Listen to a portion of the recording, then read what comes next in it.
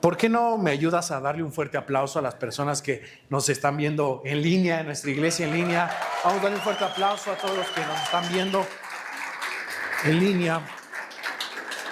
Y hoy vamos a comenzar una nueva serie que se llama El Corazón de la Iglesia. Di conmigo, El Corazón de la Iglesia. Y esta serie trata acerca de qué está en el centro de una iglesia verdadera. ¿En torno a qué gira una iglesia verdadera? El corazón de la iglesia no es otro más que Cristo mismo. El corazón de Iglesia Arca no soy yo, no es el logo, no es el nombre Iglesia Arca, sino el corazón de esta iglesia y de todas las iglesias cristianas debería ser Cristo Jesús mismo. Cuando tú comprendes esto, tu vida empieza a dar pasos diferentes, empiezas a cambiar tu manera de vivir. Y vamos a ver esto a la luz de lo que tiene que decirnos el apóstol Pablo en Efesios capítulo 1. Acompáñenme allá. Efesios capítulo 1. Efesios capítulo 1. Pablo, apóstol de Cristo Jesús, por voluntad de Dios, a los santos que están en Éfeso, que son fieles en Cristo Jesús. Gracia y paz a ustedes de parte de Dios nuestro Padre y del Señor Jesucristo. Es importante ver el inicio del primer capítulo de Efesios con el saludo que tiene muchísimo peso espiritual para nosotros. Para empezar, nos habla acerca de una comunidad de cristianos que está en una ciudad llamada Éfeso. Digo conmigo, Éfeso. Éfeso es una ciudad greco-romana que tiene cultura griega, pero tiene ciudadanía romana. Y no es solo una ciudad, es una mega ciudad, es una megalópolis. Tiene más de 500,000 de habitantes en ese entonces, cuando estaba esa primera iglesia en Éfeso. Y tiene una peculiaridad. Es una ciudad caracterizada por el culto a Artemisa, o a la diosa de la fertilidad, o a Diana, la diosa Diana.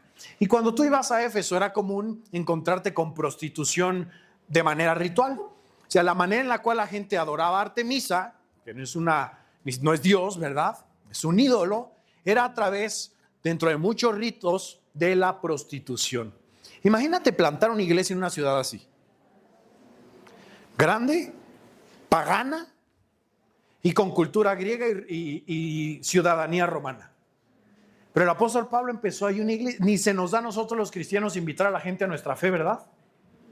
¿Sí o no? Yo veo que cada vez vienen más personas nuevas. Un fuerte aplauso a todos los que vienen por primera vez. Y es porque tienes un amigo que lo escuchaste hablar de Dios o viste que era diferente a los demás y le preguntaste, oye, ¿tú qué onda? Yo soy cristiano.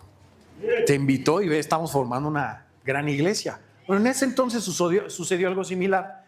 En la ciudad de Éfeso, los cristianos empezaron a evangelizar, a hacer su misión y se plantó la iglesia de Éfeso. Más de 500,000 de habitantes, ojo ahí.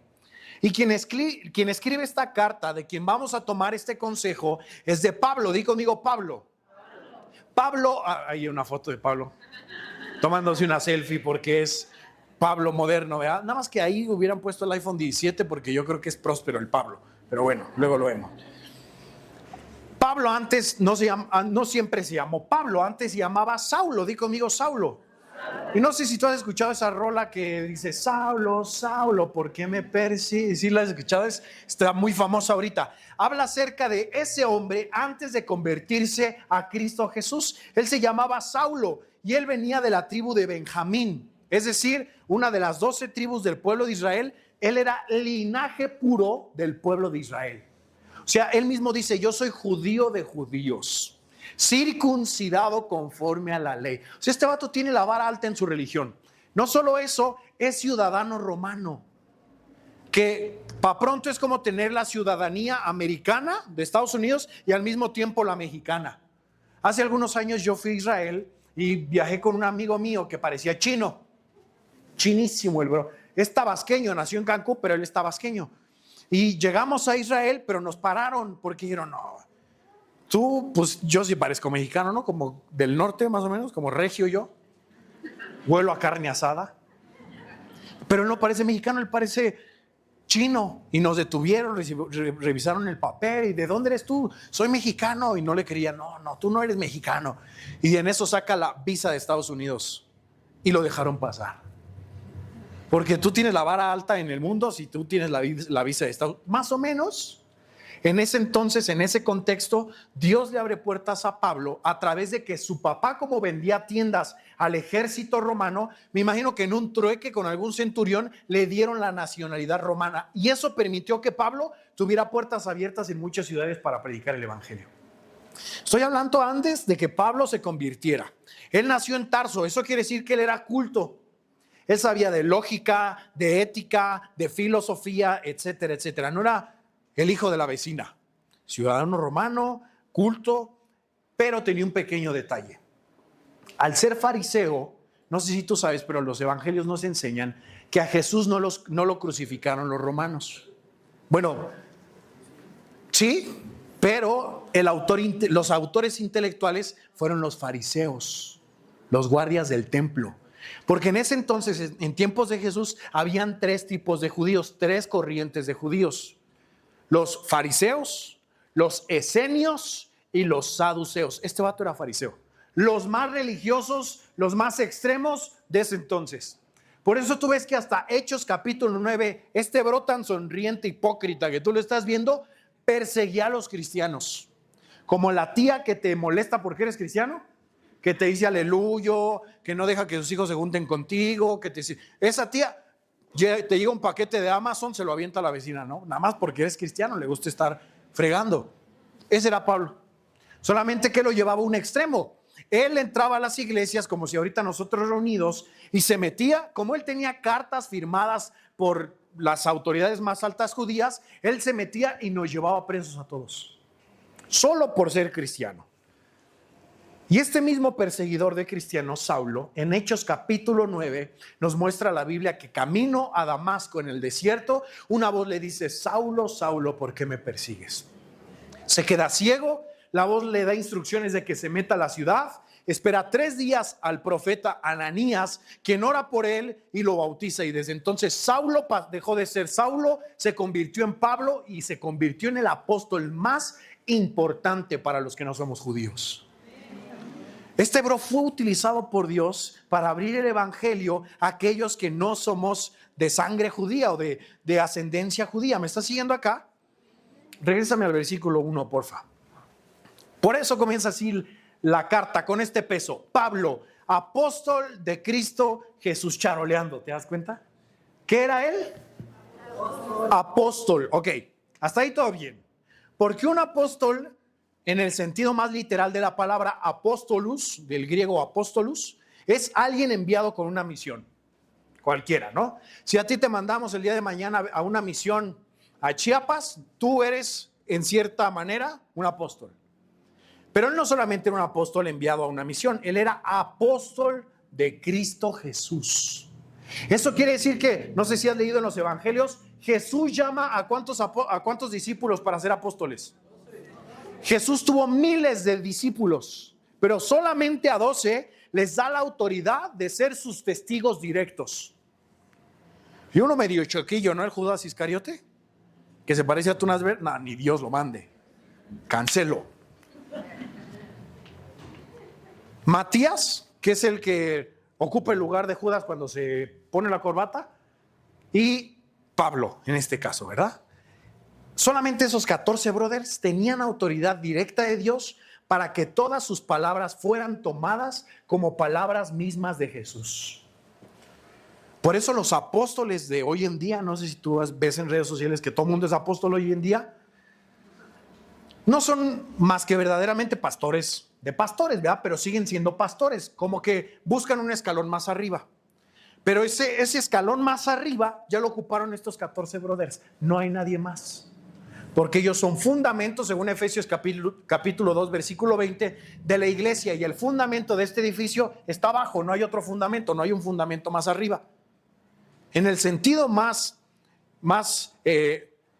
literal de la palabra apóstol de Jesús, Pablo dice que él es el último de los apóstoles, el último con la autoridad de que sus palabras fueran tomadas como palabra de Dios. ¿Para dónde voy? Imagínate que alguien nos da un consejo, alguien te da un consejo, pero ese alguien tiene tanta autoridad de parte de Dios que sus palabras deben ser tomadas como las palabras mismas de Jesús. ¿Atiende su consejo o no? Claro, porque es como si Jesús mismo te lo estuviera diciendo. Ese peso espiritual tenía el apóstol Pablo, aparte de perdonar pecados, etcétera, etcétera. Eso está en Juan capítulo 19, apóstol. Y este bro, al convertirse, lo mentorea Bernabé, se va 10 años a su ciudad, Tarso, después regresa a la ciudad de Jerusalén, está un tiempo ahí sirviendo con los hermanos y lo mandan de misionero con Bernabé. Y fue tan excelente su modelo de abrir iglesias que fue el que la iglesia cristiana empezó a utilizar como un método sistemático para abrir más iglesias. Hasta que el Espíritu Santo lo llama a ser un apóstol y dice en 1 Corintios capítulo 9 versículo 2 que la iglesia de Corinto, su fruto espiritual, las almas que él ganó, son la prueba de su apostolado.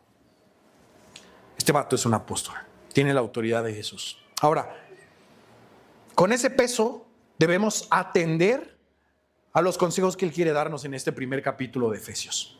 Regrésame, porfa, Efesios capítulo 1, versículo 1. Pablo, apóstol de Cristo Jesús, por la voluntad de Dios. Di conmigo, la voluntad de Dios. Toda la carta de Efesios, iglesia, tiene un solo propósito: revelarnos a los cristianos cuál es la voluntad de Dios para con nosotros. Tú vas a ver en esta carta que Dios tiene bendiciones para tu vida. Tú vas a ver en esta carta que Dios tiene riquezas espirituales para tu vida. Te perdiste de un amén. Voy a hacer de cuenta. Modo cristiano, activa tu modo cristiano con Buzz Lightyear. Dios en Efesios tiene para ti bendiciones y riquezas espirituales. ¡Qué chulada! Y literalmente, cada vez que el diablo quiere atacarte, tú tienes que saber que tú estás peleando contra un enemigo que ya está vencido. El diablo no tiene autoridad como para tirarte. La Biblia dice que las puertas del Hades no van a prevalecer contra ti, contra mí, que somos la iglesia. Quiere decir que como iglesia nosotros debemos de estar a la ofensiva y no a la defensiva, porque el poder del Espíritu Santo no está en el diablo apestoso, está sobre mis hombros, está dentro de mí. Las palabras de Cristo Jesús me son reveladas a través de la Biblia, y cada palabra, cada verso que se revela a mi corazón es una llave a través de la cual yo abro puertas espirituales que humanamente yo no puedo abrir. Bendiciones y riquezas espirituales. ¿Qué haces tú deprimido? ¿Qué haces triste?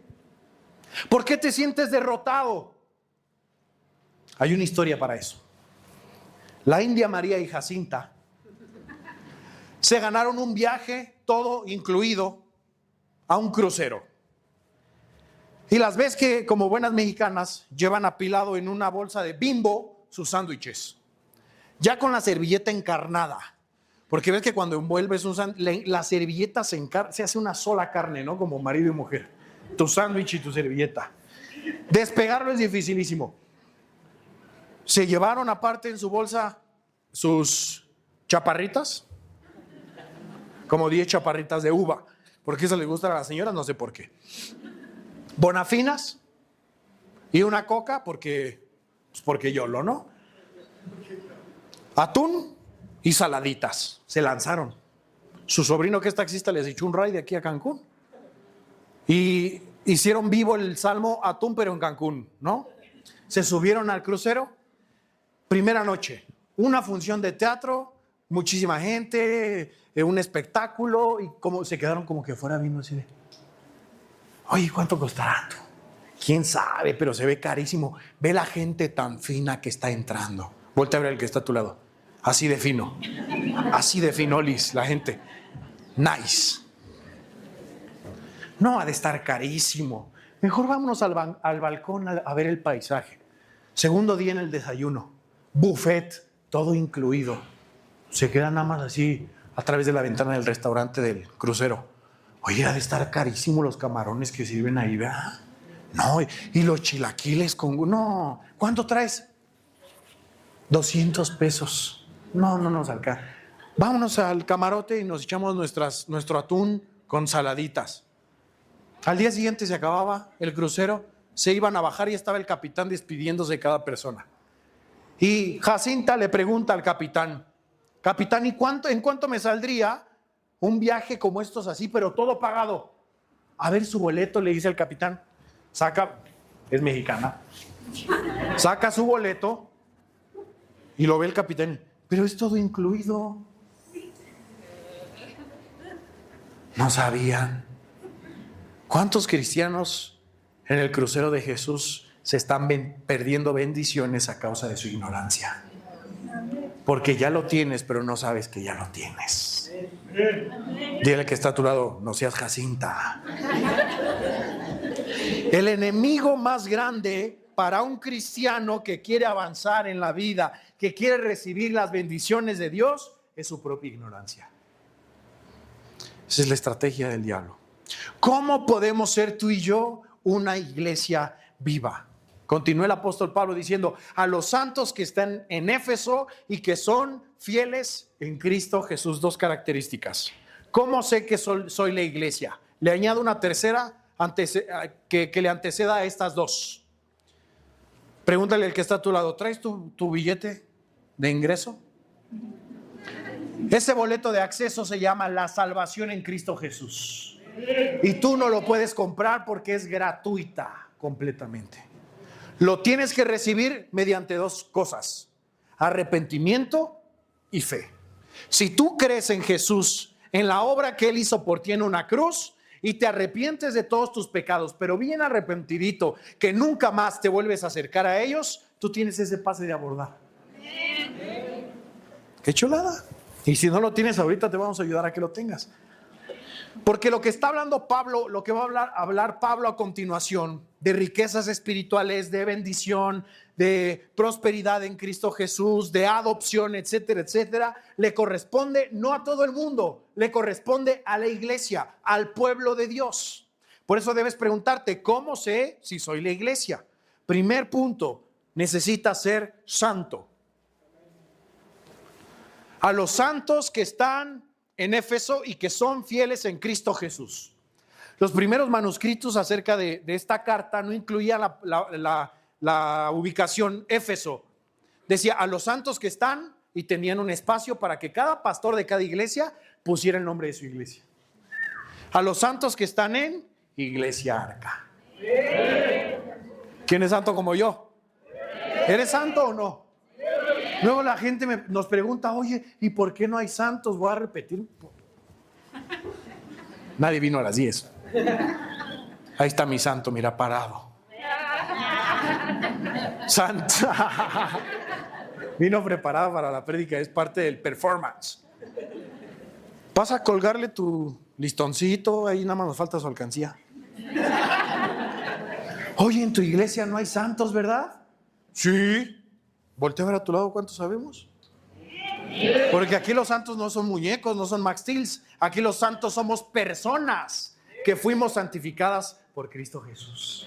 La palabra santo significa apartado para Dios. Es decir, un grupo de personas que con su santidad, con su manera de vivir, demuestra quién es su Dios. Somos la luz en la oscuridad. Que tú seas santo no quiere decir que tú te vas a subir a la torre más alta, te vas a encerrar y nunca vas a ver Netflix. No, eso no es ser santo, es ser religioso.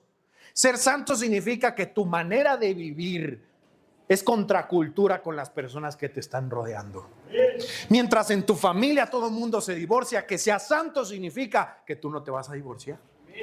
Mientras en tu familia todo el mundo hace tranzas y tú no lo haces, eso significa que tú eres santo. Es una chulada. Pero ahora, esta característica santo, yo no puedo alcanzarla porque mi Biblia me dice que yo soy un pecador. Mi Biblia me dice que mi conciencia está cautiva por el pecado. Mi Biblia me dice que yo soy incapaz. ¿Quién de ustedes no ha intentado dejar de pecar en sus propias fuerzas? Muchísimas veces. ¿Y sabes qué? Siempre fracaso. Porque Dios permitió que la santidad no pudiera ser alcanzada por ti. Porque si tú alcanzas la santidad, tú vas a andar charoleando con los de la iglesia. Yo soy santo, bro. Tú haces esto, yo no. Tú haces aquello, yo no. ¿Ya viste al Paz cómo utiliza zapatos sin calcetines? Eso es mundano. Shata, raba, candarama. La santidad no se ve en lo externo solamente. Porque puedes venir a la iglesia con falda larga, con cabello largo, con velo, bien relamido, de traje. Pero si en tu casa no eres íntegro, tú no eres santo.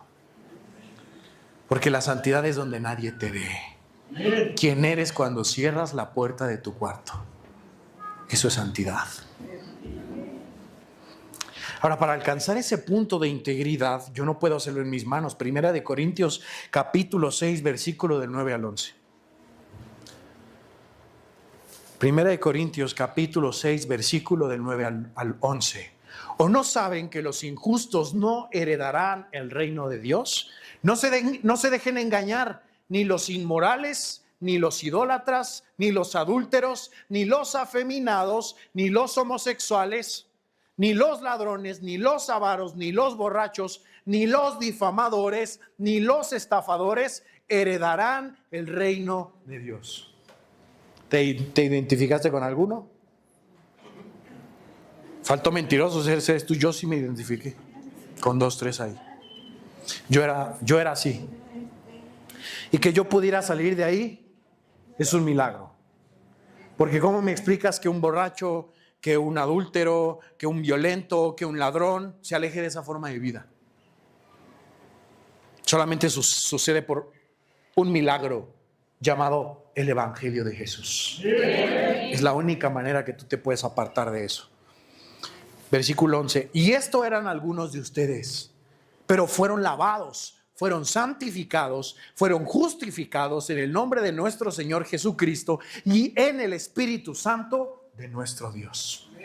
Cuando Pablo habla acerca de que tú y yo somos santos, tú tienes que recordar que no es una santidad que te ha costado, es una santificación que te han regalado.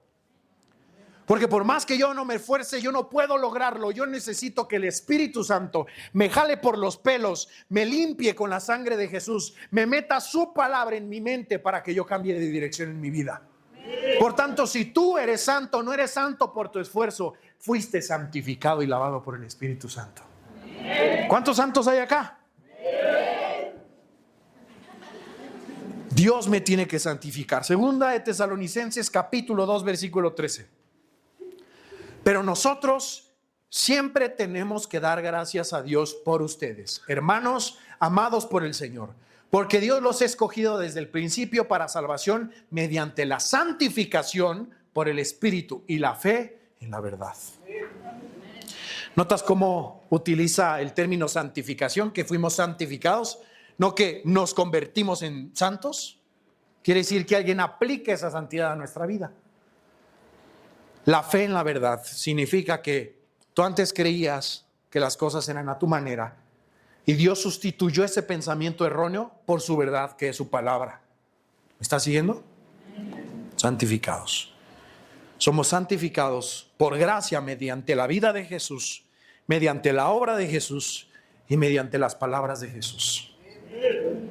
Samuel Pérez Milos, un teólogo español, dice: la santidad es la forma práctica de vivir de aquellos que el Espíritu Santo ha llamado y capacitado para ser iglesia.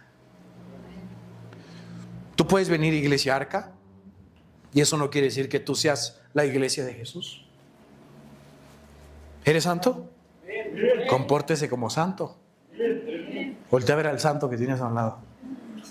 Está guapo este santo. Luego al niño Dios, al que utilizan como niño Dios, ahora que mañana, ¿no? ¿Cuándo? Los tamales, ahí me invitan. Tiene un pestañón. Va la chiste ese bro.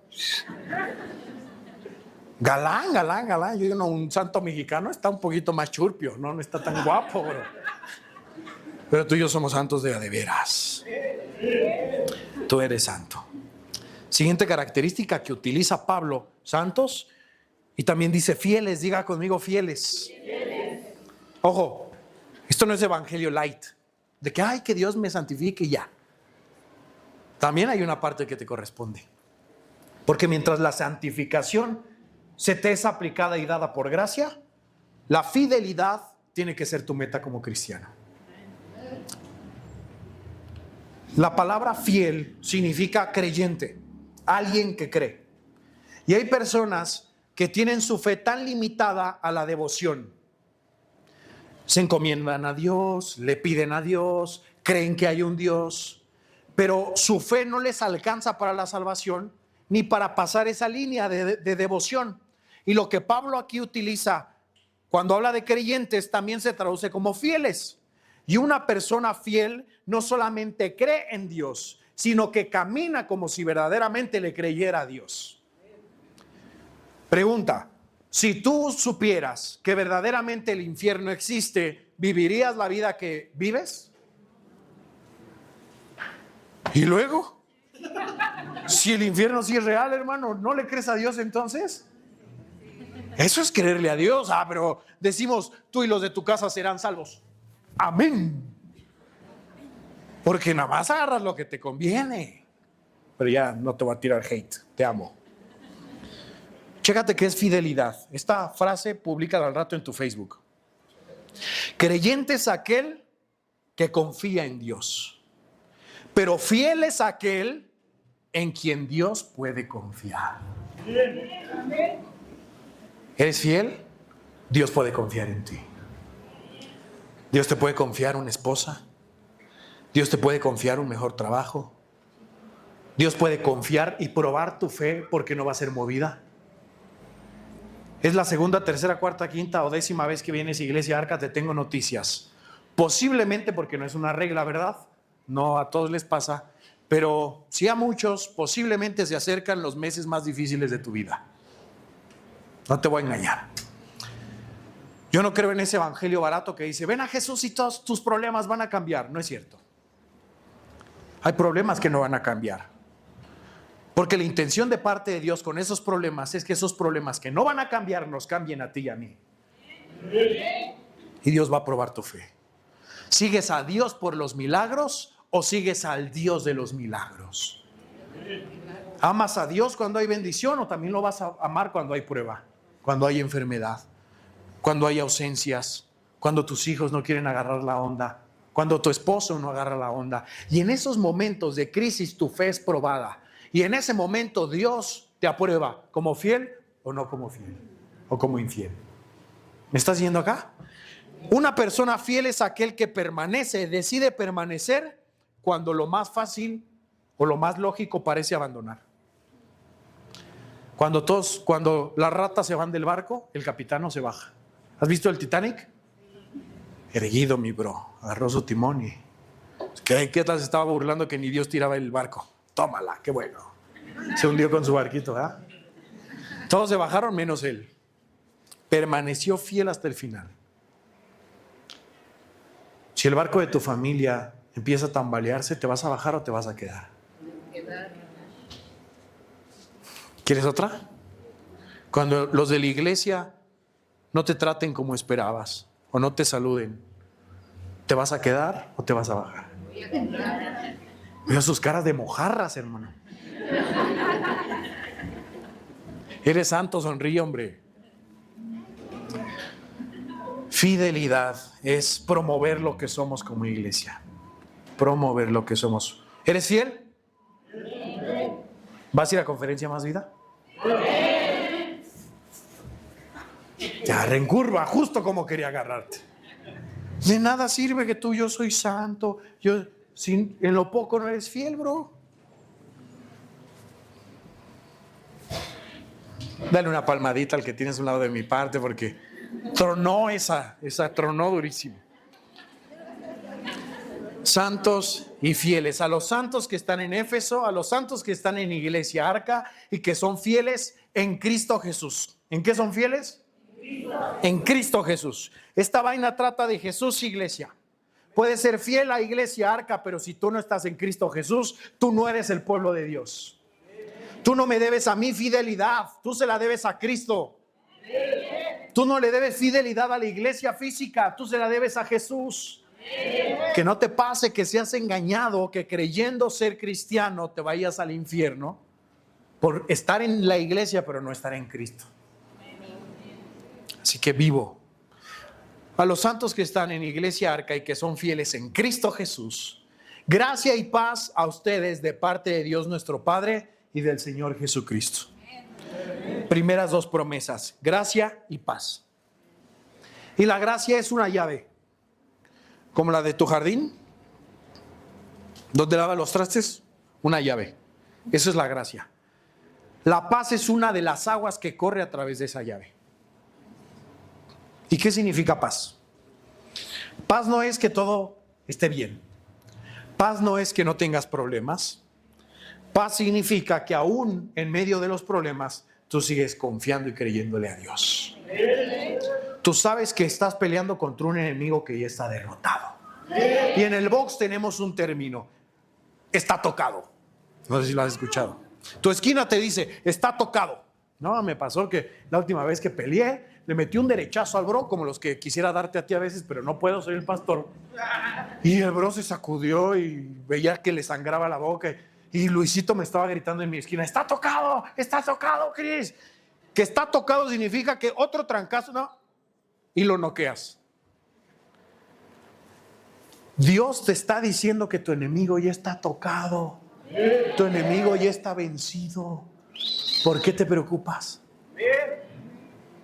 Dice el pastor Albertano, ¿no? Si tus problemas no tienen solución, ¿a qué te preocupas? Y si tienen solución, pues ¿para qué te preocupas? ¿Sabes algo, iglesia? Todo lo que se sale de tus manos caen en las manos de Dios. Qué bueno que yo no tengo el control de todo, porque de todo Dios lo tiene el control. Y la paz es saber que mi enemigo está derrotado, está destronado, no tiene autoridad y que la victoria ya me la dio en mis manos Dios. Yo elijo paz porque yo confío en que Dios se va a encargar de que mi situación que se está saliendo de mis manos vaya para bien a mi favor. ¿Alguien lo cree? Dale un fuerte aplauso a Dios.